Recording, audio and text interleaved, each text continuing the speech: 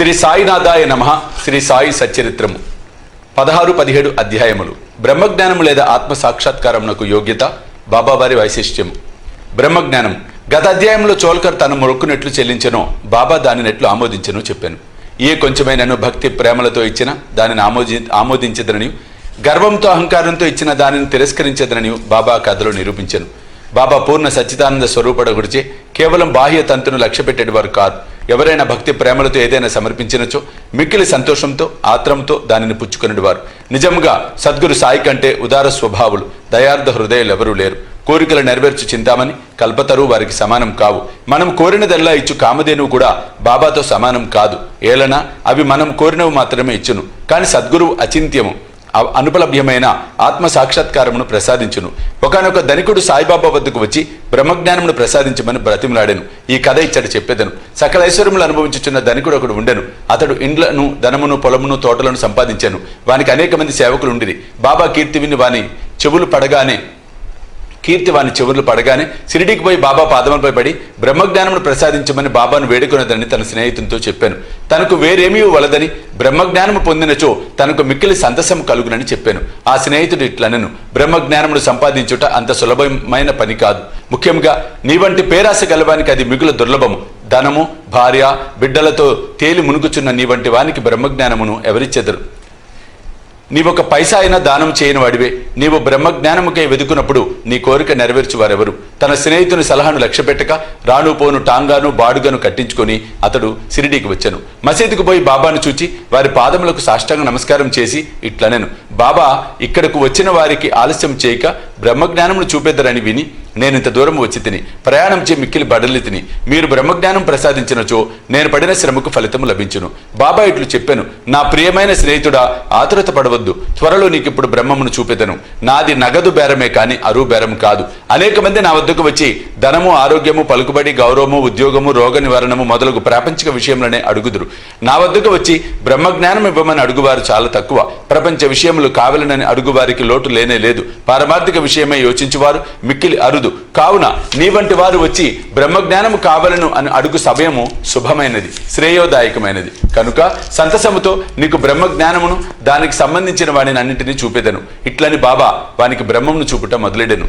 వాడిని అక్కడ కూర్చుండమని ఏదో సంభాషణలోకి దించెను. అప్పటికి అతడు తన ప్రశ్న తానే మరచునట్లు చేశాను. ఒక బాలును పిలిచి నందు మార్వాడి వద్దకు పోయి 5 రూపాయలు చేబదులు తెమ్మనెను. కుర్రవాడు పోయి వెంటనే తిరిగి వచ్చి నందు ఇంటి వద్ద లేడనియు వాని ఇంటికి తాళం వేసి ఉన్నదనియు చెప్పాను. కిరాణా దుకాణదారులు బాల వద్దకు పోయి అప్పు తెమ్మనెను. ఈసారి కూడా కుర్రవాడు వట్టి చేతులతో వచ్చాను. ఇంతకి 2-3 వద్దకు పోగా ఫలితం లేదు. సాయిబాబా సాక్షాత్ పరబ్రహ్మ అవతారమే అని మనకు తెలియను. అయినచో 5 రూపాయలు అప్పు చేయవలసిన అవసరమేమి? వారికి అంత చిన్న మొత్తంతో ఏమి పని అని ఎవరైనా అడగవచ్చు. వారికి ఆ డబ్బు అవసరం లేదు. నందు మరియు బాల ఇంటి వద్ద లేరని వారికి తెలిసే ఉండును. ఇదంతయు బ్రహ్మజ్ఞానం కోరి వచ్చిన వాని కొరకై జరిపించి ఉందురు. ఆ పెద్ద మనిషి వద్ద నోట్ల కట్ట ఉండెను. అతనికి నిజముగా బాబా వద్ద నుంచి బ్రహ్మజ్ఞానం కావలసి ఉన్నచో బాబా అంత ప్రయాసపడుచున్నప్పుడు ఊరికనే కూర్చుండాడు. బాబా ఆ పైకంను తిరిగి ఇచ్చివేయనని కూడా అతనికి తెలియను. అంత చిన్న మొత్తం అయినప్పటికీ వాడు తెగించి ఇవ్వలేకపోయాను. అట్టివానికి బాబా వద్ద నుండి బ్రహ్మజ్ఞానము కావాలనట. నిజముగా బాబా ఎందు భక్తి ప్రేమలు కలవాడేనను వెంటనే 5 రూపాయలు తీసి ఇచ్చి ఉండునే కానీ ప్రేక్షకుని వలె ఊరికే చూచుచూ కూర్చొని ఉండడు. ఈ పెద్ద మనిషి వైఖరి శుద్ధ విరుద్ధముగా ఉండెను. వాడు డబ్బు ఇవ్వలేదు సరికదా, బాబాను త్వరగా బ్రహ్మజ్ఞానం ఇవ్వమని తొందర పెట్టుచుండెను. అప్పుడు బాబా ఇట్లనెను, ఓ మిత్రుడా, నేను నడుపుచున్న దానిని అంతటినీ గ్రహించలేకుంటివా ఏమి? ఇచ్చట కూర్చుండి నీవు బ్రహ్మమును చూచుటకై ఇదంతయు జరుపుచున్నాను. సూక్ష్మంగా విషయం ఇది. బ్రహ్మమును చూచుటకు 5 వస్తువులు సమర్పించవలను. అవి ఏవనా? పంచప్రాణములు, పంచేంద్రియములు, మనస్సు, బుద్ధి, అహంకారము, బ్రహ్మజ్ఞానము లేదా ఆత్మ సాక్షాత్కారమునకు పోవు దారి చాలా కఠినమైనది. కత్తి వాద్ర వలె పిక్కిలి పదునైనది. అట్లనుచు బాబా ఈ విషయమునకు సంబంధించిన సంగతులన్నీ చెప్పాను. వానిని క్లుప్తంగా ఈ దిగువన పొందుపరిచితిమి. బ్రహ్మజ్ఞానం లేదా ఆత్మ సాక్షాత్కారమునకు యోగ్యత. అందరూ తమ జీవితంలో బ్రహ్మమును చూడలేరు. దానికి కొంత యోగ్యత అవసరము. ముముక్షుత లేదా స్వేచ్ఛ యందు తీవ్రమైన కోరిక.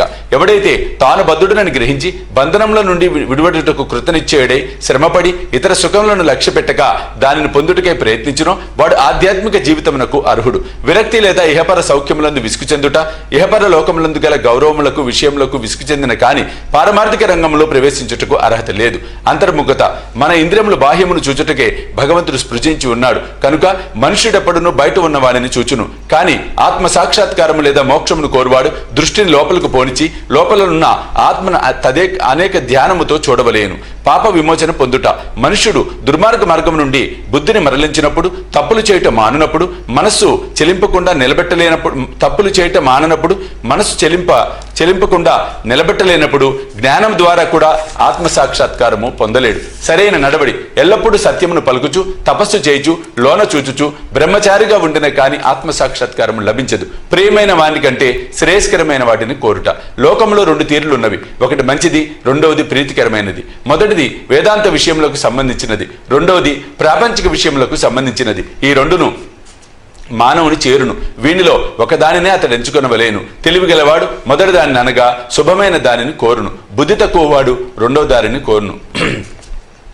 మనస్సును ఇంద్రియములను స్వాధీనముందుంచుకొనుట.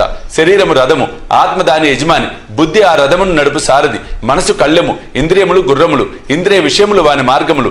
ఎవరికి గ్రహించి శక్తి లేదో, ఎవరి మనసు చంచలమైనదో, ఎవరి ఇంద్రియములు అస్వాధీనములో వాడు గమ్యస్థానమును చేరలేడు. చావు పుట్టుకల చక్రములో పడిపోవును. ఎవరికి గ్రహించి శక్తి కలదో, ఎవరి మనసు స్వాధీనమందున్నదో, ఎవరి ఇంద్రియములు స్వాధీనమందుండునో, ఎవడు తన బుద్ధిని మార్గదర్శిగా గ్రహించి తన మనసును పగ్గముతో లాగి పట్టుకొనగలడో వాడు తన గమ్యస్థానమును చేరగలడు, విష్ణుపదమును చేరగలడు. మనసును పావనము చేయుట, మానవుడు ప్రపంచంలో తన విధులను తృప్తిగా ఫలాపేక్ష లేకుండా నిర్వర్తించని ఎడల అతని మనసు పావనము కాదు. మనసు పావనము కానిది అతడు ఆత్మ సాక్షాత్కారము పొందలేడు. పావనమైన మనసులోనే వివేకము వైరాగ్యము మొలకెత్తి క్రమంగా ఆత్మ సాక్షాత్కారమునకు దారితీయును. అహంకారము రాలిపోనిదే, లోభము నశించనిదే, మనసు కోరికలను విడిచిపెట్టనిదే ఆత్మ సాక్షాత్కారమునకు అవకాశము లేదు. దేహమే నేననుకొనుట గొప్ప భ్రమ. ఈ అభిప్రాయమందు అభిమానముండుటే బంధమునకు కారణము. నీవు ఆత్మ సాక్షాత్కారమును కాంక్షించినచో ఈ అభిమానమును విడువలేను. గురువు యొక్క ఆవశ్యకత. ఆత్మ జ్ఞానము మిక్కిలి సూక్ష్మమైనది, గూఢమైనది. ఎవరైనను తమ స్వశక్తితే దానిని పొందుటకు ఆశించలేరు కనుక ఆత్మ సాక్షాత్కారము పొందిన ఇంకొకరి సహాయము మిక్కిలి అవసరము. గొప్ప కృషి చేసి శ్రమించి ఇతరులు ఇవ్వలేని దానిని అతి సులభముగా గురువు నుండి పొందవచ్చు. వారా మార్గమునందు నడిచి ఉన్నారు కావున శిష్యుని సులభంగా ఆధ్యాత్మిక ప్రగతిలో క్రమంగా ఒక మెట్టు మీద నుంచి ఇంకొక మెట్టుపైకి తీసుకొని పోగలరు. భగవంతుని కటాక్షము ఇది మిక్కిలి అన్నిటికంటే అవసరమైనది. భగవంతుడు తన కృపకు పాత్రులైన వారికి వివేకము వైరాగ్యము కలుగజేసి సురక్షితంగా భవసాగరం నుండి తరింప చేయగలడు. వేదములు అభ్యసించడం వల్ల గాని, మేధాశక్తి వల్ల గాని, పుస్తక జ్ఞానం వల్ల గాని ఆత్మానుభూతిని పొందలేరు. ఆత్మ ఎవరిని వరించునో వారే దానిని పొందగలరు. అట్టివారికి ఆత్మ తన స్వరూపమును తెలియచేయనని కఠోపనిషత్తు చెప్పుచున్నది. ఈ ప్రసంగం ముగిసిన పిమ్మట బాబా పెద్ద మనిషి వైపు చూసి, అయ్యా, నీ జేబులో బ్రహ్మము 50 ఇంతలు 10 రూపాయల నోట్ల రూపంలో ఉన్నది, దానిని బయటకు తీయము అనెను. ఆ పెద్ద మనుషుడు తన జేబు నుంచి నోట్ల కట్టను బయటకు తీశాను. లెక్కబెట్టగా సరిగ్గా 25 10 రూపాయల నోట్లు ఉండెను. అందరూ మిక్కిలి ఆశ్చర్యపడిరి. బాబా సర్వజ్ఞతను చూచి వారి మనస్సు కరిగెను. బాబా పాదములపై పడి వారి ఆశీర్వాదమునకే వేడెను. అప్పుడు బాబా ఇట్లనెను, నీవు బ్రహ్మపు నోటుల కట్టలను చుట్టి పెట్టుము. నీ పేరాశను లోభమును పూర్తిగా వదలనంత వరకు నీవు నిజమైన బ్రహ్మమును చూడలేవు. ఎవరి మనసు ధనమందు, సంతానమందు, ఐశ్వర్యమందు లగ్నమై ఉన్నదో వాడా అభిమానమును పోగొట్టుకోనంత వరకు బ్రహ్మం నెట్లు పొందగలడు. అభిమానమనే భ్రమ ధనమందు తృష్ణ, దుఃఖమును సుడిగుండము వంటిది. అది అసూయ అహంభావమను మొసలతో నిండి ఉన్నది. ఎవడు కోరికలు లేనివాడో వాడు మాత్రమే ఈ సుడిగుండమును దాటగలడు. పేరాశయు బ్రహ్మజ్ఞానమును ఉత్తర దక్షిణ ధ్రువముల వంటివి. అవి శాశ్వతముగా ఒకటికొకటి బద్ధ వైరములు కలవి. ఎక్కడ పేరాశ కలదో అక్కడ బ్రహ్మం గురించి ఆలోచించుటకు గాని దాని ధ్యానమునకు గాని తావులేదు. అట్లయినచో పేరాశ గలవాడు విరక్తిని మోక్షం నెట్లు సంపాదించగలడు. లోబికి భ్రాంతి గాని, సంతుష్టి గాని, దృఢ నిశ్చయము గాని ఉండవు. మనసునందే మాత్రము పేరాశ ఉన్నను సాధనలన్నీ నిష్ప్రయోజనములు. ఎవడు ఫలాపేక్ష రహితుడు కాడో, ఎవడు ఫలాపేక్ష కాంక్షను విడువడో, ఎవనికి వాని యందు విరక్తి లేదో అట్టివాడు గొప్ప చదువరి అయినప్పటికీ వానికి జ్ఞానం ఎందుకు పనికిరానిది. ఆత్మ సాక్షాత్కారము పొందుటకి ఇది వానికి సహాయపడదు.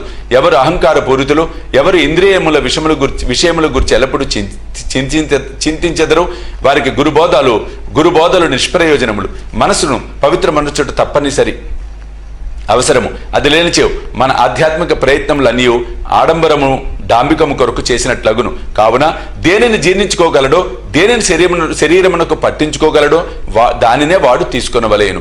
నా ఖజానా నిండుగా ఉన్నది, ఎవరికేది కావలసిన దానిని వారికి ఇవ్వగలను. కానీ వానికి పుచ్చుకొని యోగ్యత ఉన్నదా లేదా అని నేను మొదట పరీక్షించవలెను. నేను చెప్పిన దానిని జాగ్రత్తగా వినచో నీవు తప్పక మేలు పొందెదవు. ఈ మసీదులో కూర్చొని నేనెప్పుడు అసత్యములు పలుకను. ఒక అతిథిని ఇంటికి పిలిచినప్పుడు ఇంటిలోని వారు అక్కడ ఉన్నవారు స్నేహితులు బంధువులు కూడా అతిథితో పాటు విందులో పాల్గొందరు. కావున అప్పుడు మసీదులో ఉన్న వారందరూ బాబా ఆ పెద్ద మనుషులకు చేసిన ఆధ్యాత్మిక విందులో పాల్గొనిరి. బాబా ఆశీర్వాదములను పొందిన పిమ్మట అచ్చటనున్న వారందరూ ఆ పెద్ద మనిషితో సహా మిక్కిలి సంతోషంతో సంతృష్టి చెందిన వారే వెళ్ళిపోయిరి. బాబా వారి వైశిష్ట్యము. అనేక మంది సన్యాసులు ఇండ్లు విడిచి అడవులలోని గుహలలోను ఆశ్రమములలోను ఒంటరిగా ఉండి జన్మరాహిత్యమును గాని మోక్షమును గాని సంపాదించుటకు ప్రయత్నించెదరు. వారి ఇతరముల గురించి ఆలోచించక ఆత్మానుసంధానం నందే మునిగి ఉందురు. సాయిబాబా అట్టివారు కారు. బాబాకు ఇల్లు గాని, భార్య గాని, సంతానం గాని, బంధువులు గాని లేరు. అయినప్పటికీ వారు సమాజంలోనే ఉండేవారు. బాబా 4-5 ఇండ్ల నుండి భిక్ష చేసి ఎల్లప్పుడూ వేప చెట్టు కిందనే కూర్చున్నది వారు.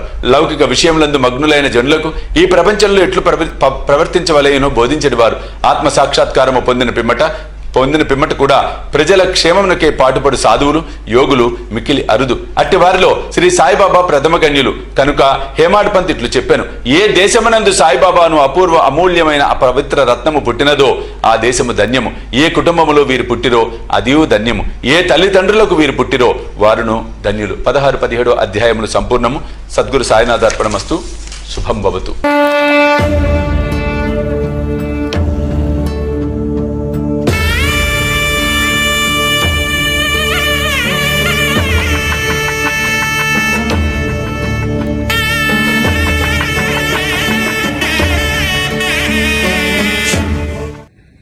సాయి దివ్య రక్షా కవచ యంత్రానికి